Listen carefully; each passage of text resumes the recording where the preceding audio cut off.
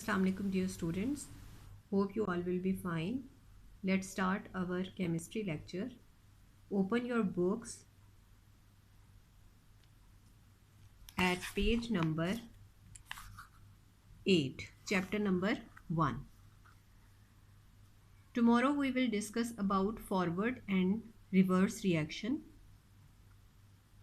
As you know, forward reaction is that reaction in which reactants convert into products, and reverse reaction is that reaction in which products recombine to form reactants back again. Today we study about the macroscopic characteristics of forward and reverse reaction. As you see from the table, there are 4 main differences between forward and reverse reaction. 4 differences पाए जाते हैं forward और reverse reaction में. पहला, जैसे कि बताया गया है, it is the reaction in which reactants react to form products. ये वो रिएक्शन है जिसमें रिएक्टेंट्स जो हैं वो मिलकर प्रोडक्ट्स बनाते हैं, जबकि रिवर्स रिएक्शन में प्रोडक्ट्स दोबारा से रिएक्ट करके रिएक्टेंट्स में कन्वर्ट हो जाते हैं. Second point, it takes place from left to right, यानी लेफ़्ट पर रिएक्टेंट्स और राइट पर प्रोडक्ट्स होते हैं.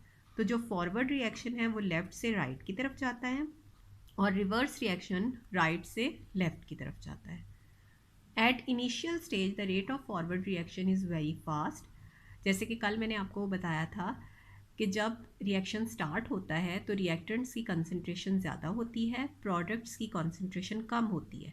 तो इनिशियल स्टेज पर जो फॉरवर्ड रिएक्शन है, यानी कि जब रिएक्टेंट्स प्रोडक्ट्स में कन्वर्ट हो रहे होते हैं, वो तेज़ होता है, जबकि रिवर्स रिएक्शन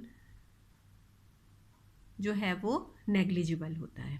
यानी कि शुरू में इनिशियल स्टेज पर रेट ऑफ फॉरवर्ड रिएक्शन तेज़ी से हो रहा होता है, जबकि रेट ऑफ रिवर्स रिएक्शन बहुत कम स्पीड पर हो रहा होता है, बल्कि ना होने के बराबर होता है. और जैसे जैसे टाइम गुजरता है तो फिर रिवर्स रिएक्शन का रेट इंक्रीज़ होना शुरू हो जाता है. It slows down gradually. ये आहिस्ता आहिस्ता इसकी स्पीड जो है वो आहिस्ता आहिस्ता हल्की होती चली जाती है और इसकी स्पीड जो है रिवर्स रिएक्शन की वो आहिस्ता आहिस्ता बढ़ती चली जाती है.